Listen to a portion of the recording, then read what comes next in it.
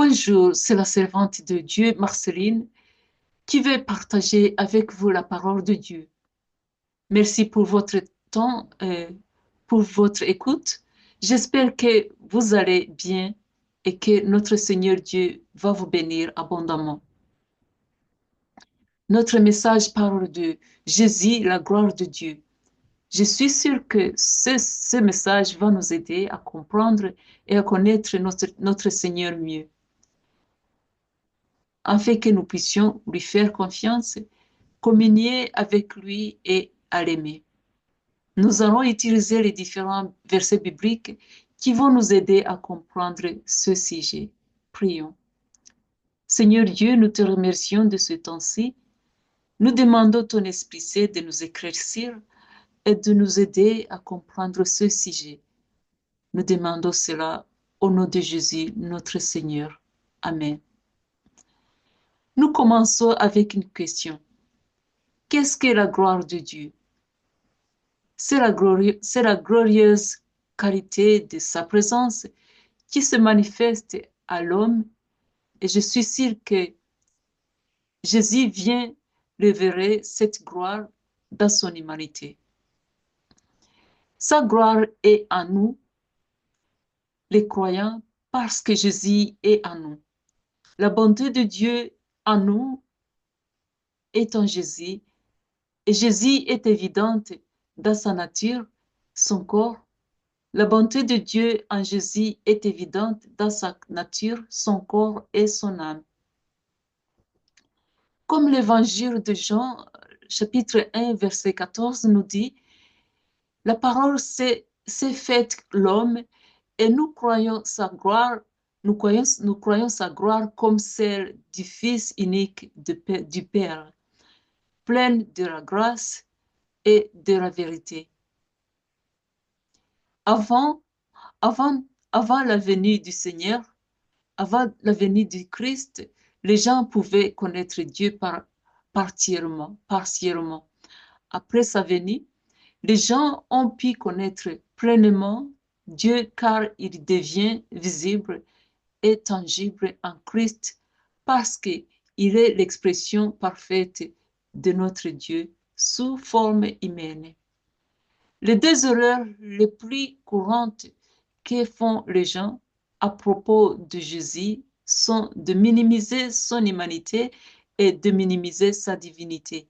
Jésus est à la fois Dieu et homme.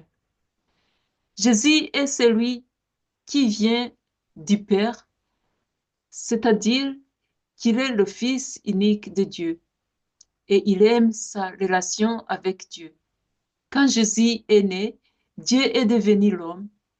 Il n'était pas en partie l'homme et en partie Dieu. Dieu habite totalement dans le cœur, dans le corps glorieux du Seigneur, comme on lit dans le livre de Colossiens, chapitre 2, verset 9. Alors, le livre de 1 Timothée, chapitre 3, verset 16 nous dit, oui, c'est sûr, elle est grande, la connaissance mystérieuse que la foi nous donne. Le Christ est montré en devenant un homme et il était juste, l'Esprit Saint l'a prouvé. Il a été vu par les anges et on l'a fait connaître chez tout, et on l'a fait connaître chez tous les peuples. Sur la terre, on a crié en lui et dans le ciel, il a reçu la gloire de Dieu. Pour affirmer l'humanité et la divinité du Christ, il y a un mystère de piété en Jésus. En lui se trouve le secret de la façon dont nous devenons pieux. Jésus est apparu dans un corps, il était donc un homme. Il a été justifié par l'Esprit Saint, puisque sa résurrection a montré que la puissance de Dieu, de l'Esprit Saint, était en lui. Il a été justifié par l'Esprit Saint, puisque sa résurrection a montré que la puissance de Dieu et la puissance de l'Esprit Saint étaient en lui. Et cela, on trouve dans la lettre de Romains chapitre 8, verset 11. Jésus a été vu par les anges et il a été enlevé. Il a été enlevé dans la gloire de Dieu. Les signes et les miracles de Jésus ont montré sa gloire avec certitude dans les versets suivants. Jésus change l'eau en vin. L'évangile de Jean, chapitre 2, verset 11, nous dit que c'est le premier signe étonnant que Jésus fait. Cela se passe à Cana, en Galilée. Jésus montre ainsi sa gloire et ses disciples croient en lui. La gloire mystérieuse et insondable de Dieu se trouve également sur la croix. Nous lisons ceci dans l'évangile de Jean, chapitre 11, verset 4, qui nous dit que quand Jésus entend cela, il dit, la maladie de Lazare ne va pas le faire mourir, mais elle va servir à montrer la gloire de Dieu. Ainsi, elle donnera de la gloire au Fils de Dieu. Ceci était un miracle.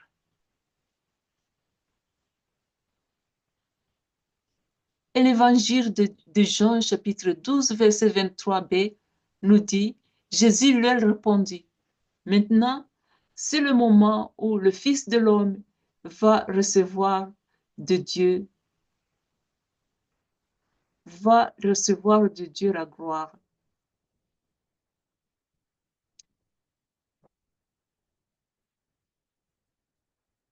Il y a une question ici. De quelle manière pouvons-nous voir la gloire de Dieu aujourd'hui? Nous pouvons voir la gloire de Dieu partout où nous voyons les expressions de la bonté, de la gentillesse, de la justice et de l'amour de Dieu. Mais c'est une réponse très générale. Alors, la réponse précise est que aujourd'hui, nous pouvons voir la gloire de Dieu en 3 endroits. 1.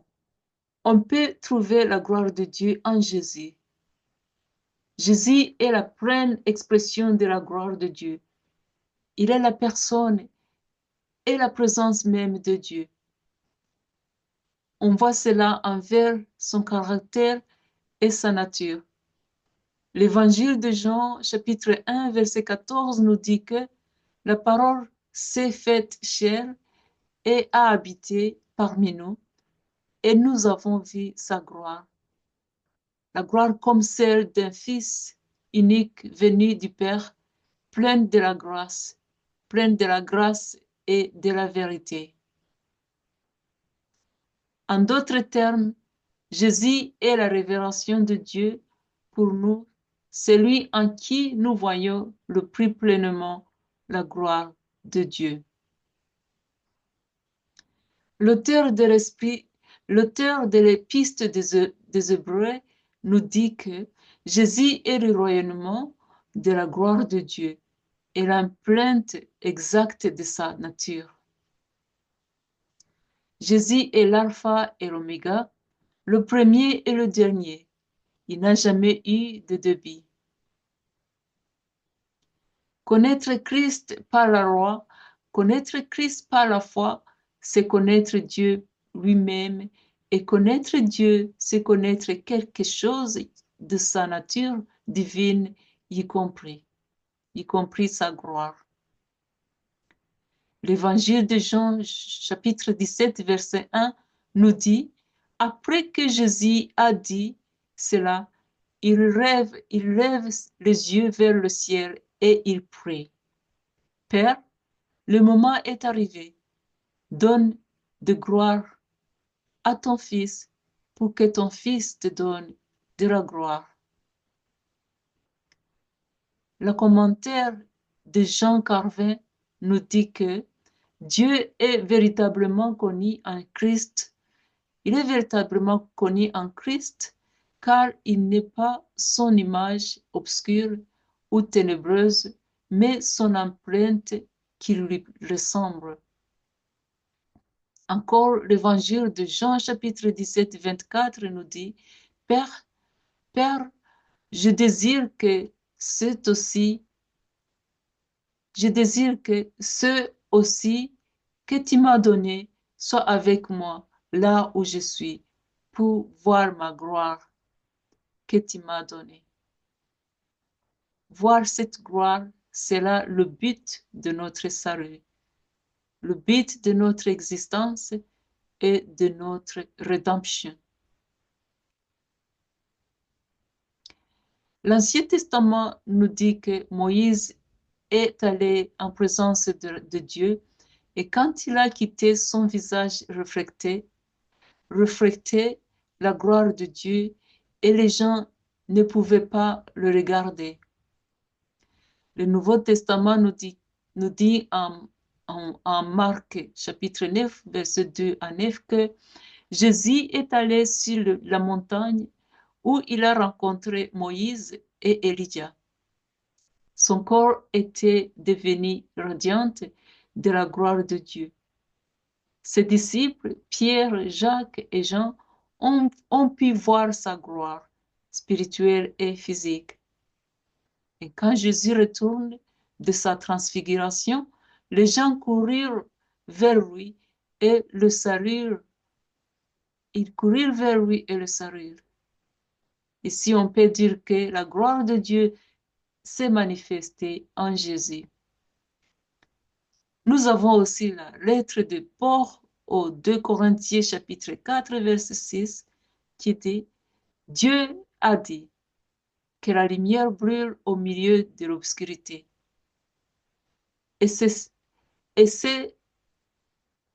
lui-même qui a brûlé dans nos cœurs. Il a voulu nous éclairer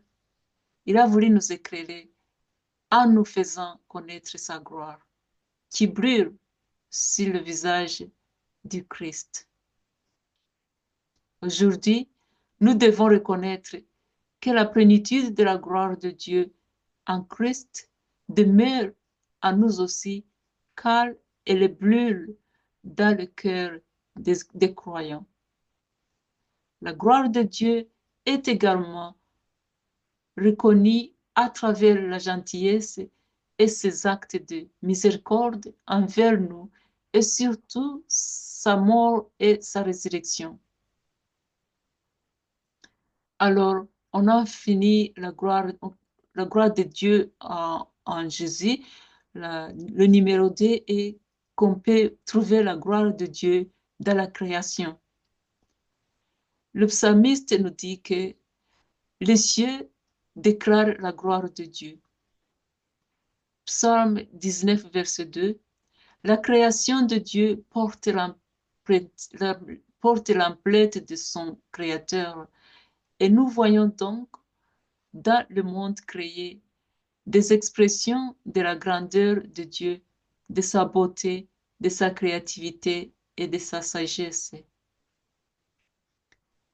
Nous sommes censés de voir dans le monde de Dieu de la plénitude de sa gloire et des panneaux indicateurs de cette gloire à travers la création. Alors, je pense que l'une des raisons pour lesquelles les gens sont si émués par les couches du soleil, les montagnes, le ciel étoilé et tant d'autres aspects de la création, ils nous parlent de la gloire de Dieu. Alors, on a fini numéro 2 qui nous disait qu'on peut trouver la gloire de Dieu dans la création. On va voir numéro 3, on peut trouver la gloire de Dieu dans les êtres humains.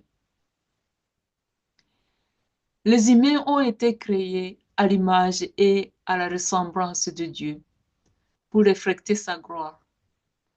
Romains chapitre 3, verset 23 nous dit que bien que nous soyons privés de la gloire de Dieu, Romains 8, 29 nous dit que en Christ, nous sommes à nouveau conformés à l'image de son Fils. En Jésus-Christ, nous avons été blessés par sa rédemption et aussi par son incarnation.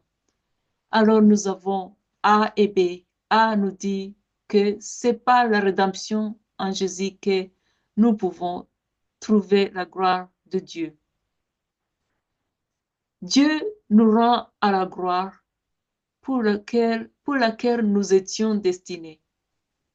La lettre de 2 Corinthiens chapitre 3, 18a nous dit que nous tous, le visage découvert, contemplant la gloire du Seigneur, nous sommes transformés à la même image d'un degré de gloire à un autre. Lorsque les croyants reflétaient les caractères de Dieu dans leur vie, en particulier à travers l'amour qui se donne de soi, qui est l'essence de la nature de Dieu, il exprime la gloire de Dieu. Il en va de même dans notre travail, nos familles, nos relations et nos cultures. La lettre de Habakkuk, chapitre 2, verset 14, nous dit, oui, tous connaîtront la gloire de Dieu, tous connaîtront la gloire du Seigneur, et il remplira la terre comme l'eau remplit les mers. Quelquefois, nous sommes privés de la gloire de Dieu en Christ, alors que nous sommes invités à être conformés à l'image de Jésus. La lettre de Romains, chapitre 16, verset 27 nous dit, rendons gloire à Dieu, le seul qui possède la sagesse. À la gloire par Jésus-Christ, à la gloire par Jésus-Christ, pour toujours. Amen. Et la lettre des Éphésiens, chapitre 3, 21 dit que à lui soit la gloire dans l'Église et en Jésus-Christ dans toutes les générations, pour toujours et à jamais. Amen. Alors, on a fini A qui nous disait que c'est par la rédemption de Jésus que nous pouvons trouver la gloire de Dieu. B va nous dire que c'est par l'incarnation de Jésus que nous pouvons trouver la gloire de Dieu. Il vivait par l'Esprit reçu lors de son baptême. Il a vécu une vie parfaite et est mort sur la croix pour accomplir sa mission. La lettre des Hébreux, chapitre 1, verset 3, nous dit que toute la gloire de Dieu brûle sur lui. Ce Fils est vraiment ce que Dieu est, et sa parole puissante soutient le monde. Il a lavé les êtres humains de leurs péchés, puisqu'il est assis dans les cieux, à la droite du Dieu très haut, du Dieu très puissant. Dieu peut nous pardonner lorsque nous venons à lui par l'intermédiaire de son Fils. Le dicton selon lequel Jésus s'est assis signifie que l'œuvre était terminée. Le sacrifice de Dieu, le sacrifice du Christ était définitif. J'ai conclu en encourageant tout à rechercher la gloire de Dieu en Jésus-Christ et en sa création, afin de mieux connaître notre Seigneur et notre Créateur. Le fait de voir cette gloire, c'est là le but de notre salut et le but de notre existence et de notre rédemption. Comme je termine, on va prier. Merci Seigneur Jésus de nous avoir créés à ton image, qui affiche ta gloire. Apprenons-nous à glorifier ton nom dans nos vies et dans tout ce que nous faisons et ce que nous disons. Cher Seigneur, aide-nous à comprendre comment les cieux déclarent ta gloire et comment les cieux proclament les œuvres de tes mains.